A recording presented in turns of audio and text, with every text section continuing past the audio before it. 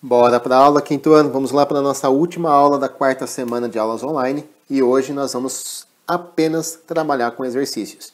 Então, na página 44, nas páginas 44 e 45, nós temos aí uma sequência de exercícios. São 6 exercícios, 45 e 44, que vão revisar um pouquinho mais os conceitos geométricos que nós estudamos. Então, a minha sugestão é que você pause o vídeo nesse momento e que tente fazer os 6 exercícios sozinhos. Daqui a pouco eu venho com a correção, beleza? Então vai lá. Volte na apostila, volte no conteúdo se for necessário, mas tente fazer sozinho.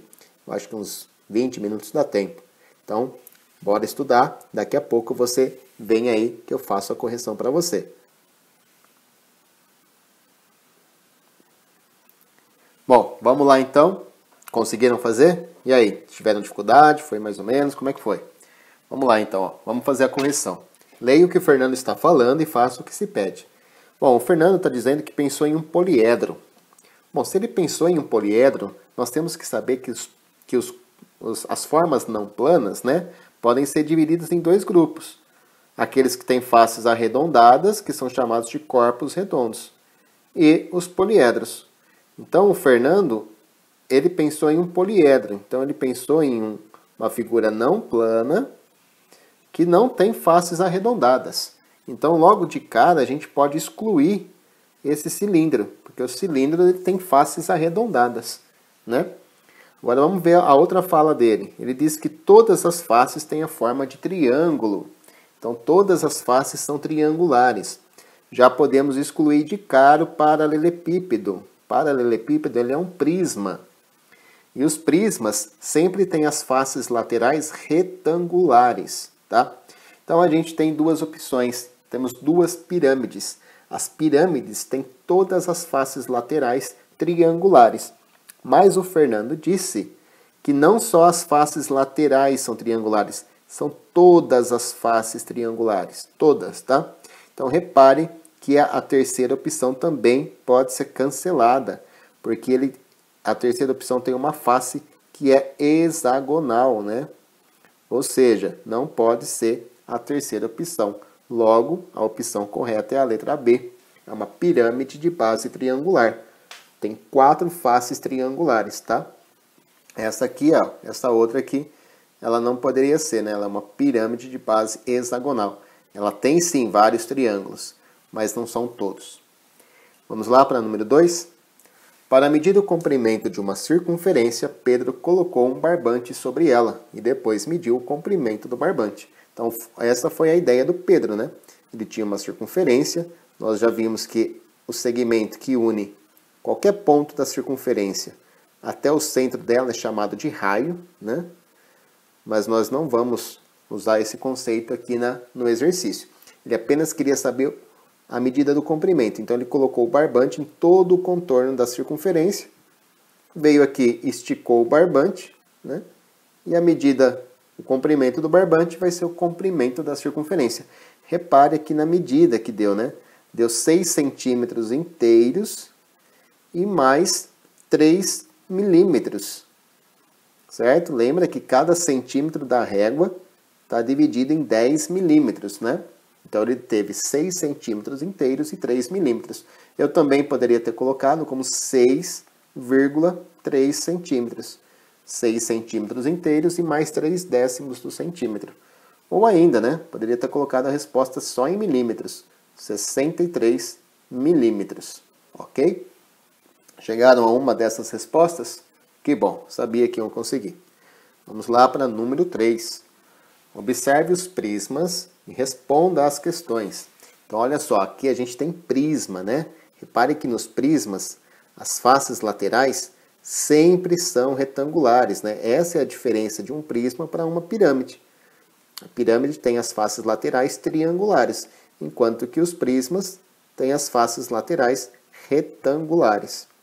Uma outra diferença que nós estudamos aí, é que os prismas têm 2 bases, enquanto as pirâmides têm uma única base. Bom, vamos responder. Quais polígonos correspondem às faces dos prismas ao lado? Tá? Bom, vamos lá. As faces laterais são retangulares. E o retângulo é um quadrilátero. Certo? Nós estudamos aí que existem 5 tipos de quadriláteros, né? Aliás, 5 tipos não, né? Nós estudamos 5 tipos, mas existem outros quadriláteros. Nós vimos o trapézio, o quadrado, o retângulo, o losango e o paralelogramo. No caso do prisma, as faces laterais são quadriláteros. Tem um polígono na base desse prisma 2 aqui, ó, que é um polígono de 5 lados.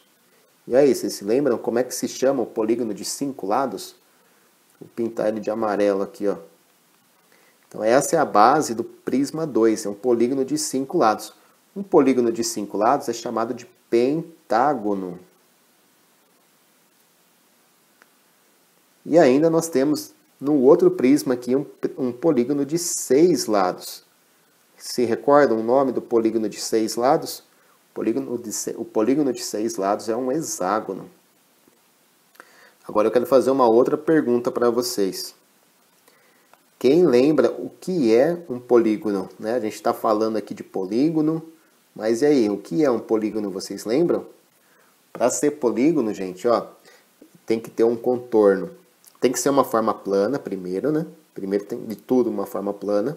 Tem que ter um contorno fechado, como esse aqui, né? Um contorno fechado. Só pode ter linhas retas e os lados não podem se cruzar. Tá? Então, uma revisão aí de tudo que a gente está estudando, hein? Bom, letra B. Quantos de cada um desses polígonos há ao todo? Então, quantos quadriláteros tem, quantos pentágonos tem, quantos hexágonos tem? Bom, vou colocar só a inicial, tá? Para ficar mais fácil. Em relação aos hexágonos, eu tenho 2 hexágonos, que são as duas bases, né? Eu tenho um hexágono aqui em cima e tenho um hexágono aqui embaixo. Ok? 2 hexágonos. Em relação aos pentágonos, também eu tenho 2. Tem 2 pentágonos. Tem um pentágono aqui em cima, que é a base de cima. Tem um pentágono aqui embaixo, que é a base de baixo. Ok? Agora, em relação aos quadriláteros, quantos quadriláteros eu tenho? Em relação a esses, a quantidade é bem grande, tá? Repare que para cada lado do hexágono e do pentágono tem um quadrilátero.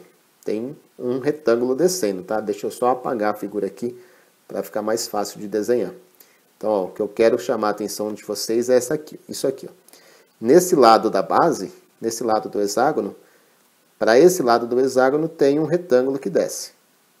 Se eu pegar esse outro lado do hexágono, tem um outro retângulo descendo. Se eu pegar esse outro lado do hexágono, tem mais um retângulo descendo aqui. Então, para cada lado que eu pego do meu hexágono, tem um retângulo descendo. Tem uma face lateral, né? Se o hexágono tem 6 lados, então aqui eu tenho 6 retângulos. 6 retângulos no prisma 1. E o pentágono? No caso do pentágono, quantos retângulos a gente tem?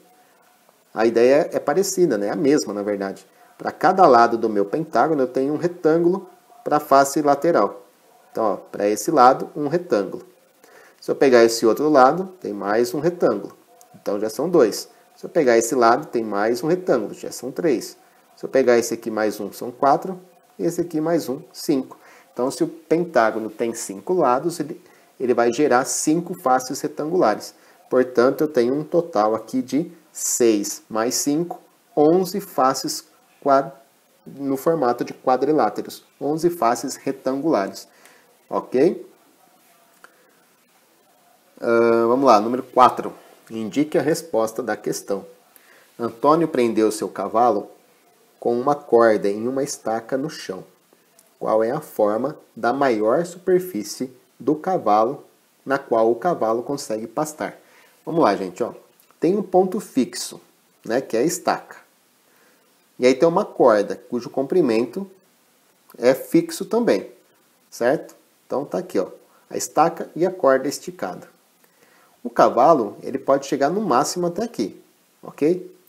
Mas ele poderia, por exemplo, voltar até a estaca, né? E esticar a corda nessa direção. Aí no máximo ele chegaria até aqui. Ele poderia esticar a corda, né? Voltar até a estaca e esticar a corda nessa direção. No máximo ele chegaria até aqui. Ou poderia esticar na direção para baixo. Aí no máximo ele chegaria até aqui. E assim por diante, né? Poderia fazer só mais uma vez.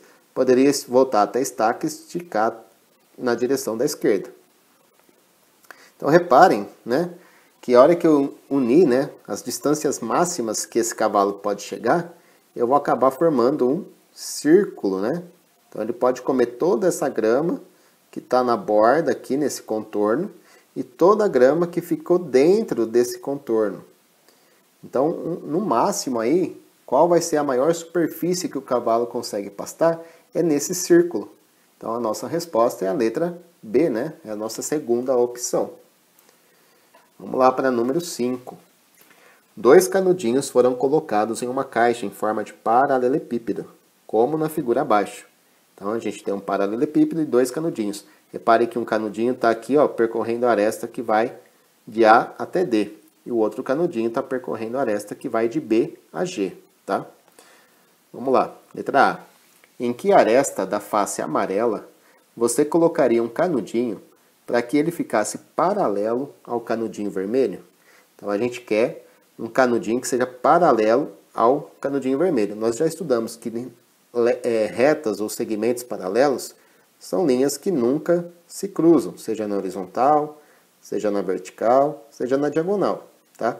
Então 2 retas ou 2 segmentos são chamados de paralelos quando eles nunca se cruzam. Se eu tenho que colocar um canudinho na face amarela, que é essa face aqui, então eu não posso colocar o canudinho na aresta que vai de C a D, porque eles vão acabar se cruzando, ok? Também não posso colocar na aresta que vai de F a G, porque também vai cruzar com o canudinho vermelho. Para ser paralelo, tem uma única aresta que eu posso colocar o canudinho, que é na aresta de C a F. Tá? Se eu colocar o canudinho aqui nessa aresta de C a F, ele vai ficar paralelo ao canudinho vermelho. Então, na aresta de C a F. Em que aresta da face amarela você colocaria? Na aresta CF. Tá? Posso representar dessa forma, né? Um segmento de reta que forma a aresta que vai de C a F. Bom, letra B. Em que aresta da face verde você colocaria um canudinho para que ele ficasse paralelo ao azul? Então, em que aresta da face verde, vou apagar tudo isso, eu colocaria o canudinho para ficar paralelo ao azul. Então, olha só, a face verde é essa face aqui, né? Se eu colocar o canudinho na aresta que vai de A até B, ele vai cruzar com o azul. Então, isso não é ser paralelo, né? Isso aqui é ser concorrente. Nesse caso, seria até perpendicular, porque formaria 90 graus. Se eu colocar na aresta DC, eu não vou ter um canudinho na posição paralela. Pelo contrário, né? Vai estar cortando, vai ser concorrente e perpendicular. Então, para eu ter um canudinho paralelo ao azul, tem que colocar na aresta BC. Certo? Então, se eu colocar o canudinho aqui na aresta BC, ele vai ser paralelo ao canudinho azul. Então, ficou como resposta a aresta BC. Beleza? E na nossa última questão, desenhe o que se pede e responda às questões. Com um lápis, faça um ponto no centro de uma folha de papel sulfite. Então, imagine aqui a nossa folha de papel sulfite. Vou fazer um ponto no centro. Beleza? Depois, com uma régua, trace retas que passem por esse ponto. Quantas retas que passam por esse ponto é possível traçar? Então, vamos lá. Ó. Vou passar uma reta por esse ponto. Passei. Vou passar outra. Passei. Vou passar mais uma. Passei mais uma. Outra aqui, ó. Então, olha só. Quantas retas eu consigo traçar passando por esse ponto que eu marquei na folha? Será que tem uma quantidade? Será que uma hora eu acabo isso? Ou dá para eu ficar passando aqui várias vezes? Isso mesmo, são infinitas vezes. Então, quantas retas eu consigo passar por esse ponto que eu desenhei? Infinitas retas. Não tem fim, né? Eu sempre vou conseguir desenhar uma nova reta e uma nova reta e uma nova reta. Agora vamos ver a letra B, ó. Numa folha de sulfite, tá? Você vai ter que marcar agora 2 pontos. Você vai marcar 2 pontos. Tá aqui, ó. Então vamos lá, vou marcar 2 pontos. 1, 2. Agora, quantas retas é possível você traçar passando por esses 2 pontos? Vamos ver? Então vamos lá, vou pegar uma reta E essa reta aqui passou só por um dos pontos, essa não valeu. Se eu pegar essa reta aqui, também passa só apenas em um dos pontos, também não deu certo. Se eu pegar aqui, passou só em um. Se eu pegar aqui, opa, aqui sim, né? Aqui passou pelos dois. E tem outra possibilidade de desenhar uma reta passando por esses dois pontos de novo? Há de se levar em consideração que eu fiz os pontos assim bem grosseiros, né? Que era pra gente enxergar bem. Mas o ponto ele é fininho, né?